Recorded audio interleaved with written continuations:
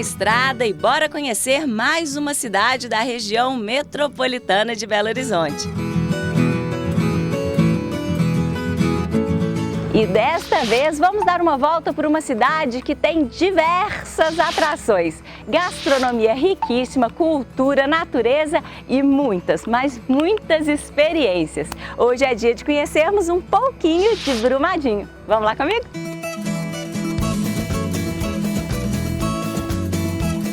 O turismo de experiências é um dos pontos altos de Brumadinho. Aqui o que não faltam são opções para todo tipo de gosto. Através do Destino Veredas, podemos vivenciar diversas dessas experiências. E o Pedro, que é turismólogo e apaixonado por essa cidade, nos indicou algumas. Mas antes de darmos uma volta por aqui, ele nos contou algumas curiosidades da cidade, como, por exemplo, a origem do nome Brumadinho. A origem do nome de Brumadinho, ela remete às grandes presenças das brumas que a gente tem todas as manhãs aqui na região do Paraopeba. Em toda a região do Brumadinho, você consegue observar essas brumas. Essas brumas, elas são lindas e, além disso, elas trazem ainda um clima bem ameno e bem gostoso para o município. Claro que, além desta curiosidade, Brumadinho tem diversas outras, como a sua extensão territorial, que é enorme e chama a atenção de todo mundo que conhece o município. Brumadinho é um município bem extenso, né? Se a gente poder comparar, Brumadinho ele chega a ser maior na extensão territorial do que a grande capital, Belo Horizonte. Nós temos aqui hoje 5 distritos e aproximadamente 53 povoados, das quais, inclusive, hoje, Brumadinho hoje tem desenvolvido um turismo de experiência em todas essas comunidades, em todos esses povoados. A sede também ela tem muito o que oferecer. A gente tem aqui hoje o Marco Zero, é o Inhotim. Então todas as experiências elas partem do Inhotim para que o turista ele possa desbravar todo o município. E hoje vocês vão poder conhecer um pouquinho do que é Brumadinho e que Brumadinho tem para oferecer para o mundo. Bora! Então vamos lá conhecer? Vamos lá! Bora lá!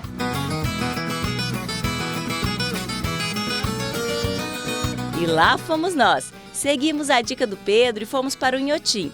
Visita obrigatória para quem passa por aqui. Esse museu de arte contemporânea e jardim botânico é incrível. Impressiona, diverte, enriquece quem passa por aqui. Seja caminhando ou tirando um tempo para descansar, o Inhotim é capaz de fazer todos se apaixonarem. As paisagens que transitam entre Mata Atlântica e Cerrado, ao longo de 140 hectares, proporcionam uma experiência única que mescla arte e natureza. Cris, não tem jeito. Se a gente vem em Brumadinho, Inhotim é uma visita obrigatória, né? Com certeza. A gente tem o Inhotim como marco zero do turismo aqui em Brumadinho. A gente está aberto desde 2006, né? E de lá para cá a gente já recebeu 4 milhões de visitantes, né? Um número de final de 2023. E a perspectiva para o próximo ano é de números superiores ao anual do que a gente tem até aqui. A gente tem vários projetos, né, com novas inaugurações todos os anos nas galerias temporárias. Inhotim é o maior museu de arte contemporânea e jardim botânico da América Latina. São 140 hectares de área de visitação, então realmente é um programa, né, de 2, 3 dias para que você possa conhecer e desfrutar o máximo possível. Então, realmente, para as pessoas que querem realmente fazer uma imersão à arte, em meio à natureza, esse é o lugar certo para quem quer passar aí com a família, com os amigos. Nós temos 24 galerias hoje. Dessas 24 galerias, 5 são temporárias, onde a gente tem constantes trocas dos acervos dentro de um programa, né, da nossa equipe de curadoria, e 19 galerias permanentes. Inclusive a Galeria da Yayoi Kusama, que foi inaugurada em julho de 2023 e que é um dos grandes atrativos que a gente tem em Inhotim. E desta forma, com artista e obras de projeções internacionais, o Inhotim vem atraindo cada vez mais pessoas de diversos países do mundo. Saímos do Inhotim e seguimos nossas descobertas. E lá fomos nós em busca da experiência Corações de Florim, do Renan Florindo. Papo vem, papo vai, e ele nos contou como toda a sua história com as artes plásticas teve início. Uma história que começou lá na sua infância. Eu comecei com a modelagem aos 4 anos de idade, né? Minha mãe me dava as massinhas de modelar.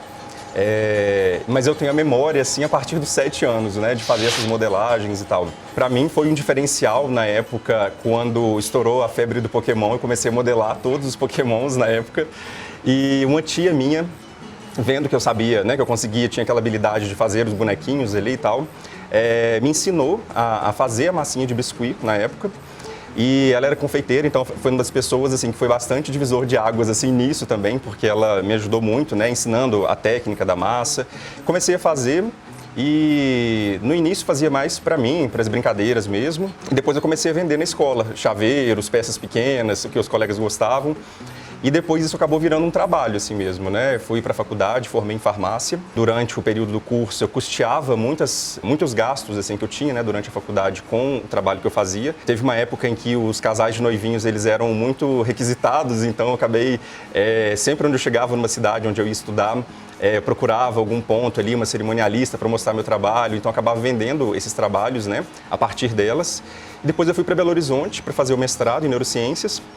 E continuei fazendo esse trabalho, porque era uma forma também de ajudar ali, né, contribuir com a parte financeira ali do custo, né, de viver em Belo Horizonte. Chegou um dado momento em que eu percebi que o que eu queria fazer mesmo era trabalhar com artes plásticas, né? Eu já tinha essa questão toda, assim, essa vontade de trabalhar com isso a vida inteira. Mas por alguns motivos a vida foi me guiando para um outro lado, né, um lado mais científico, e que hoje eu tentei unir, trazer essa ciência junto com a arte e acabei criando os Corações de Florim, que é o nome que eu dei para esse projeto também, para esse trabalho. E os Corações de Florim foram o ponto de partida para o início da experiência Coração em Branco. Assim que chegamos, fomos convidados a exteriorizar nossos sentimentos. Ou, quem sabe, podemos dizer que somos convidados a materializar nossas emoções nestes corações aqui. Corações que nos são entregues em branco e que somos nós que vamos dar vida a eles através das cores. Ele vai funcionar aqui como se fosse uma tela em branco, né, que um artista, um pintor utiliza para fazer a sua pintura. Ele vai exteriorizar alguma emoção, vai escolher o tipo de cor que ele quer colocar, o que ele quiser expressar. Então, o material que eu utilizo na experiência é o biscuit, que é um material que acho que não é visto muito como nobre, né, mas eu sempre procuro trazer um questionamento para todos os visitantes, todas as pessoas que questionam sobre o trabalho, sobre esse material. Porque o que é uma pintura em tela, se não um tecido, né, com tinta óleo por cima, um desenho também, um grafite, um papel. Então, o biscuit, ele é um material que você pode, né, ter um trabalho a mais e criar uma peça de arte também, assim como os outros trabalhos. Eu convido todos os visitantes, né, a realizarem essa experiência, que é um momento único onde você pode trabalhar utilizando o coração como suporte. E eu tive algumas experiências bem legais assim aqui no ateliê. Principalmente quando traz essa memória de um ente muito querido, né, que partiu. Então a pessoa, ela tem, na verdade, assim, toda a experiência ela funciona com muita troca, né? Eu tenho a minha bagagem e eu exponho aquilo pro visitante, e o visitante traz a dele, então sempre é uma troca que tem muito ganho, assim, né? Tanto para o ateliê, para o meu trabalho, quanto para a pessoa também que sai daqui levando uma sensação de acalento, né? Levando o coração para casa e muitas vezes exprimindo algo que estava ali guardadinho, latente, e ele consegue exteriorizar e criar algo simbólico, né? Com as próprias mãos. E assim somos convidados a pintar o nosso coração em branco. Então agora chegou a minha vez de pintar o meu coração em branco, né? Vamos lá. O Renan nos explica sobre as técnicas, cores, pinceladas. Depois são nossas emoções que nos guiam. E entre pinceladas, conversamos, contamos histórias e nos divertimos. E no final, o nosso coração, que era branco, ganha cores e nossos sentimentos são colocados ali. Uma experiência super gostosa que vale a pena vivenciar.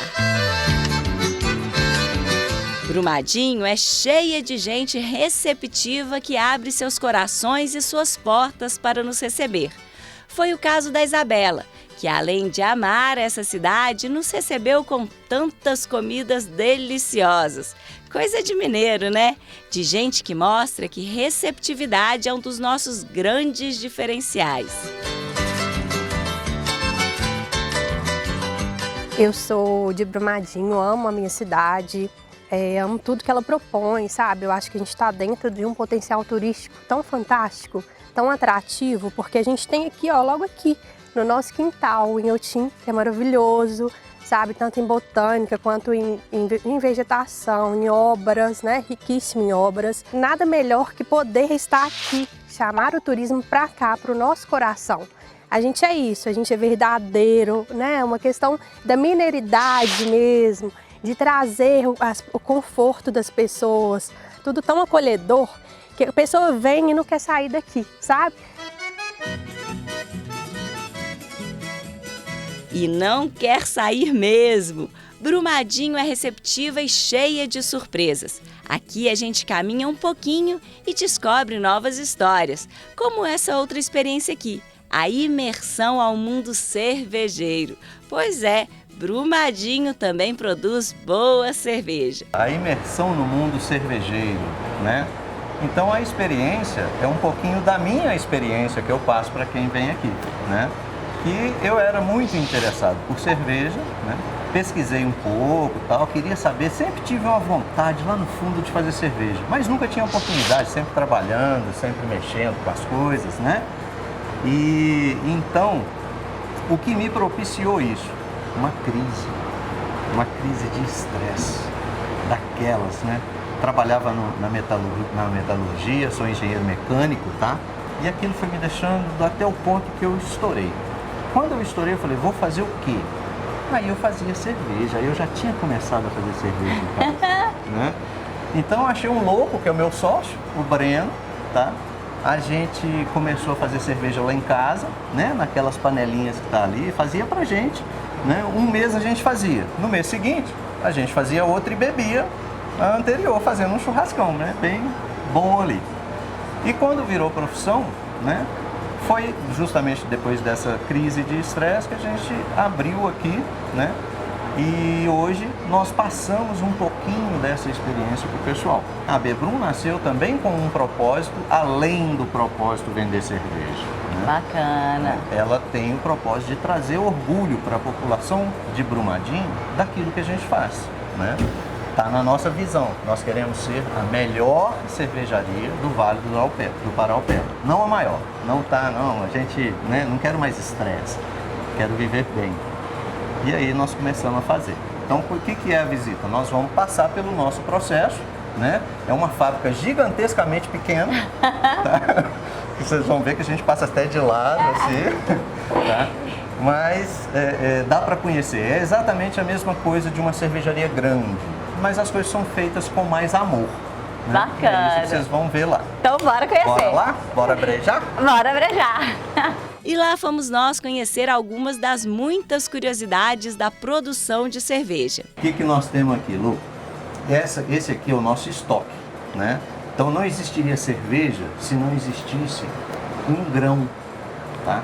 E esse grão é a cevada ou o trigo, né? Hoje, né, todo mundo fala que minha cerveja é puro malte. O que é esse puro malte, tá? O malte, ele vem da cevada e do trigo. Ele não é uma planta, o malte não é a planta é a cevada ou o trigo. O malte é um processo que essa planta, que essa semente recebe para se tornar um malte. Então aqui eu tenho uma explicação para vocês, né? A cevada está lá no campo, tá? Ela vai sofrer um processo dentro de uma indústria, que é uma maltearia, né? A maltearia vai irrigar essa semente, vai imergir essa semente em água. Quando a semente vê água, o que acontece? Ela começa a brotar. Lembra do feijãozinho na escola que botava no algodão? A mesma coisa. Quando começa a brotar os folículos verdes ali, significa que ela germinou, ela está no ponto. Ponto para quê? Ela virou malte. Aí vai secar, tá? Quando secar essa semente, ela deixa de ser chamada de cevada. Ela vai ser chamada de malte. Aí nós temos hoje vários maltes. E assim seguimos o caminho do malte. Esse é o malte que a gente tem. Ele é comestível e é gostoso. Experimentar. Isso, pode colocar na boca Pode assim, tudo? assim, ó. Tem um gostinho de biscoito. É gostoso mesmo. Nós vamos moer esse malte. porque a água tem que chegar lá no amido que eu falei para eu transformar em açúcar, tá? Então, o moedor, ele não vai triturar. Ele vai apenas esmagar a semente. Então, aqui, ó, você tem o malte já moído. Você vê que as cascas estão inteiras, né? De curiosidade em curiosidade, conhecemos um pouco mais da produção dessa cerveja aqui. Então, Lu, bem-vindo à minha cozinha. As minhas pequenas panelinhas, tá? Essas panelas produzem 300 litros hoje, tá? E esse é o processo de cerveja. Se você for numa grande empresa, você vai ver isso aqui um pouquinho maior, assim, umas 100 vezes maior, né? Ou mais do que isso. São muitos detalhes, muitos cuidados, muitas curiosidades que cercam todo esse universo da cerveja. Mas o melhor é o carinho que o Bruno fala de cada um desses momentos do processo. E no final desse tour, claro, aquele momento que a gente adora. Essa aqui é uma Red Ale, uma cerveja no estilo irlandês. Você vai ver que tem um gostinho de caramelo aí no fundo. Ela é uma cerveja âmbar, e ela é uma ale, tá? Então, saúde. Vamos experimentar.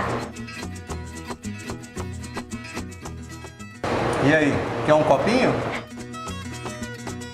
E experimentamos diversos estilos e sabores acompanhados de um bom papo. Experiência nota 10. Brumadinho oferece muitas experiências, natureza diversificada, arte, gente receptiva e carinhosa. Brumadinho é um daqueles lugares que a gente conhece e se apaixona.